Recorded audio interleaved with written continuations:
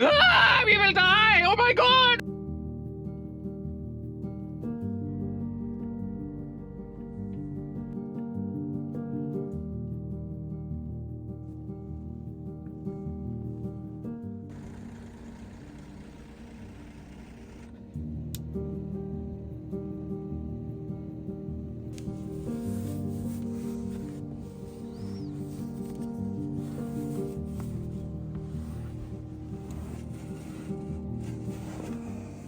New morning here. It's about 1 hour before Kiruna. 1 hour driving, but it's less, it's like 70 kilometers. Pretty cold here. I don't know how much, but I will show this later, straight before we are driving. And it will be really interesting if our cars will start. I think this is the ultimate test for everyone here with the cars. But first things first, always a little coffee in the morning. Stay awake for you. At least to solve some issues with the car, with the heating system. Due to the diesel heater, it's straight connected to a water tank, and the water tank, for not getting overheated, it's limiting my diesel heater. So it cannot run on full power, which means I only get like 8 to 14 Celsius inside here. I could drain all the water and then I get the full power, but it would be a shame without water to be outside here. But I probably only have to order a valve and redirect the airflow before the water heater and straight to the living compartment.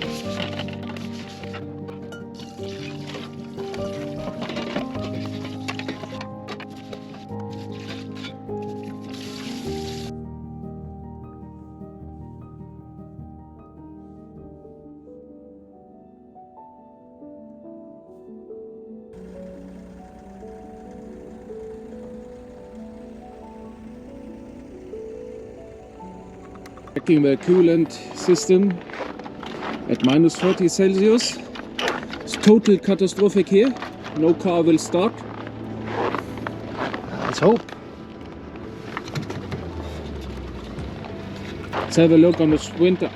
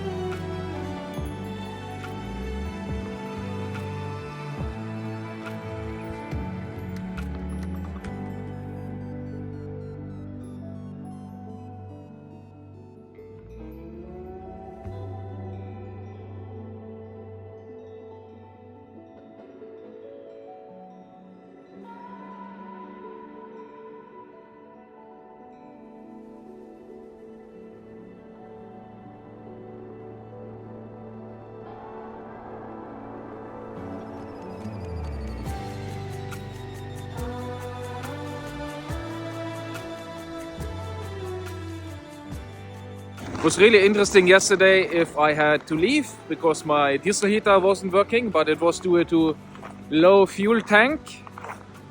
So that was really good, but everything is working out in the end. But this car behind me had the issue, and she was actually sleeping without any heat sources.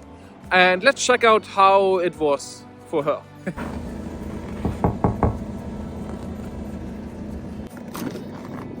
Good morning. How was it without diesel heater? People are really interested to know how it's possible for Arctic van lifers to sleep outside at minus 27 without any heat sources. No heat. My diesel heater shut down yesterday because it's too cold. So I have been sleeping in minus 12 degrees tonight. And how it works, it's dressed with wool. And I had my buffer on my head because your head gives away a lot of heat. And then I had my blanket and 2 more blankets on top. So it was completely fine then? So it was completely fine under the duvet, even though the car was 12 degrees minus Celsius. So it's okay. That's perfect. Yes. There's always a solution to a problem. Yes.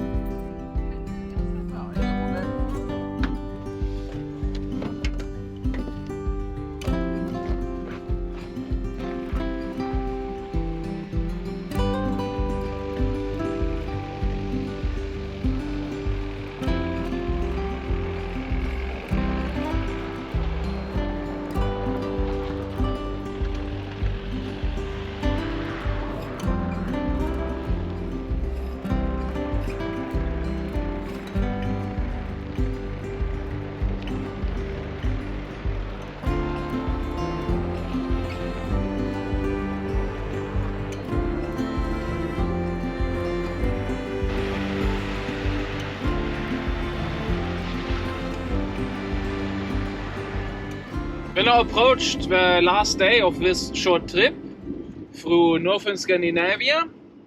It was just a small circle.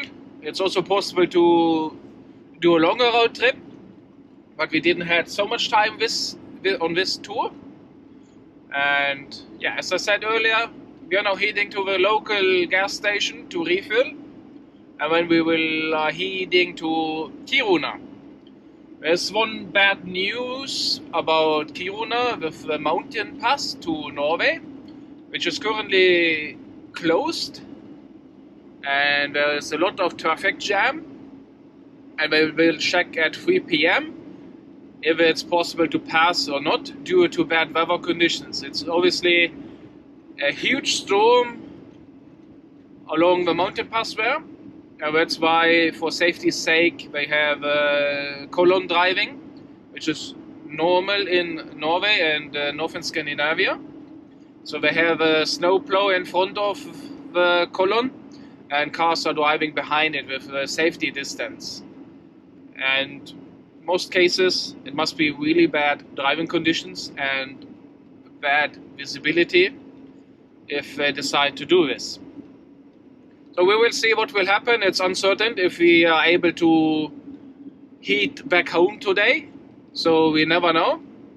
Maybe we are lucky and they open, or they have still the column driving. So we will see. So stay tuned to find out.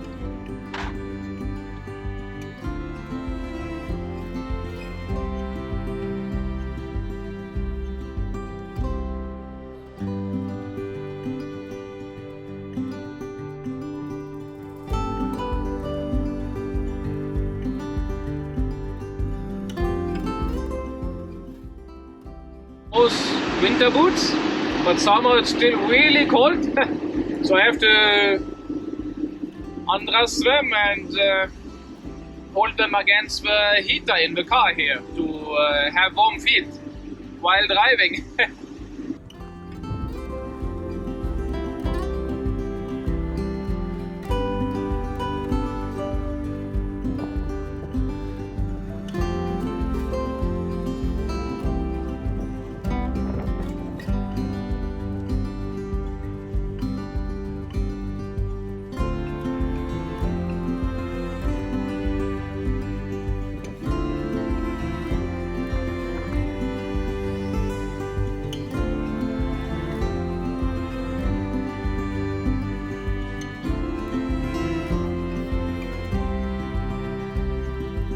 Many years ago, when I have been here first time in Kiruna, it was in the old town.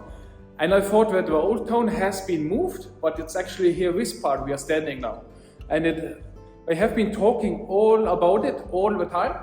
And that's why I thought it was already happened. But it happened first a couple years ago, so that we have built a completely new center.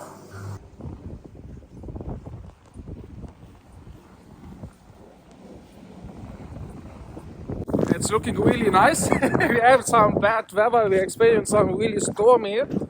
And it will be interesting if we head to Bjørnefjell. It's like the bear mountain. And I hope it's not close so that we are stuck there. So we will see what will happen. It's pretty cold here, minus 17 Celsius.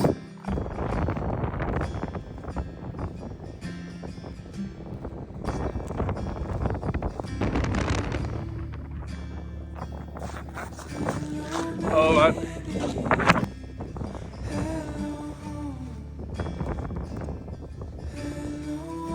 Snøfestival.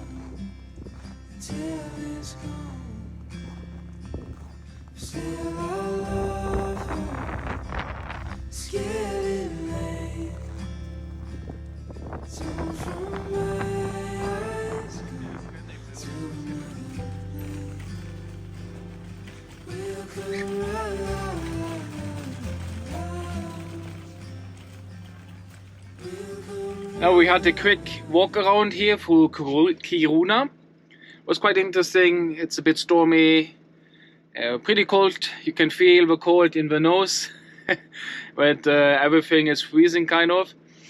And yeah, we're eager to find out if we will be able to pass through Norway or to Norway, if the borders open or closed due to bad weather. So this will be interesting to see. I also hope that you could get a good impression from a tiny town Kiruna in northern Sweden, close to the border of Norway. And yeah, maybe there was something new for you to discover, or you already have been here.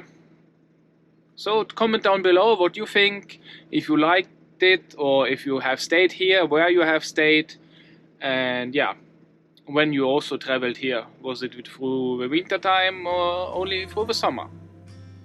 I'm happy to hear from you.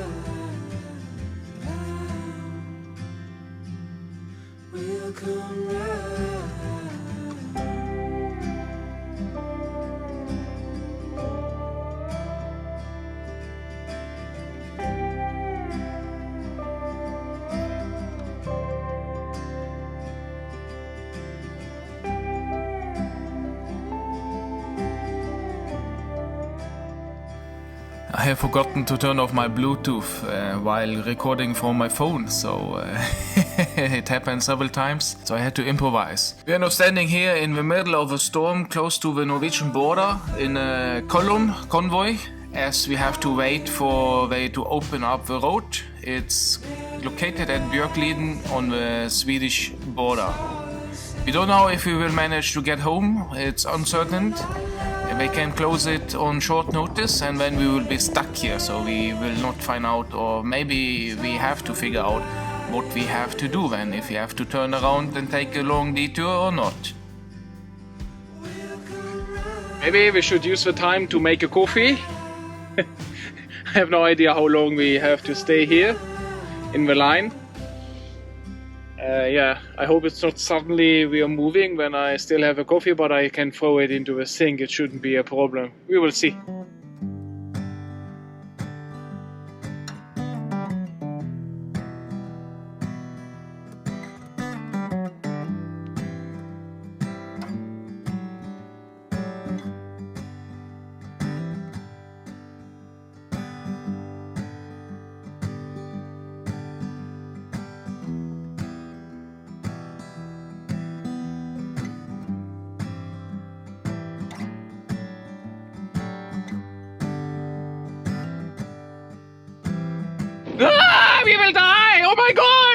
much I can see. I can see it's too much ice and wind in Norway.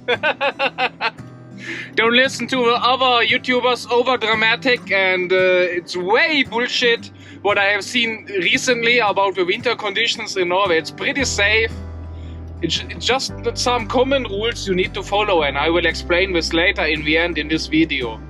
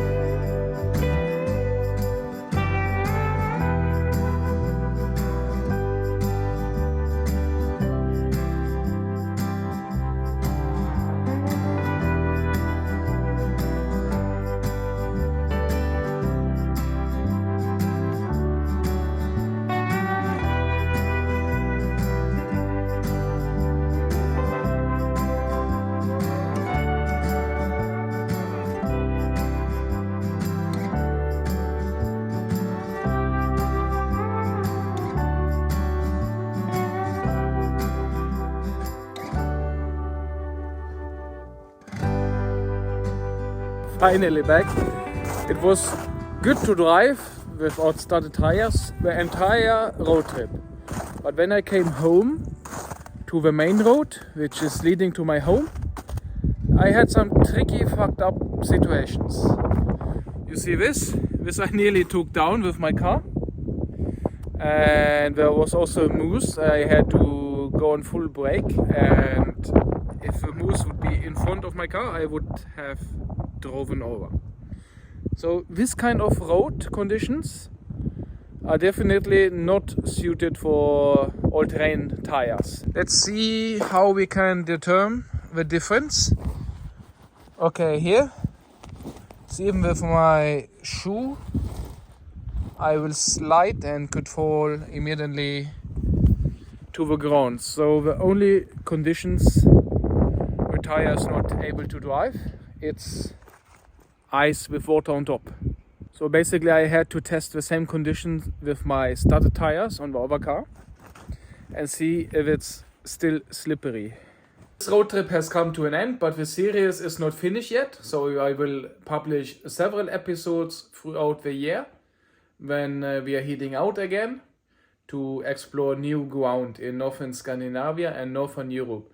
I hope you liked it. and that it was fun to watch. Let me know in the comments down below if you have any advice, suggestions, if something should be done better or differently. I'm eager to hear from you.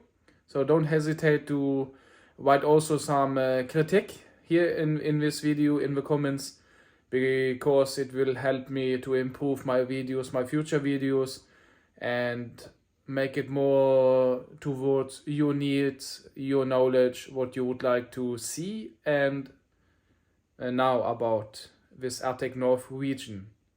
Thank you so much and see you.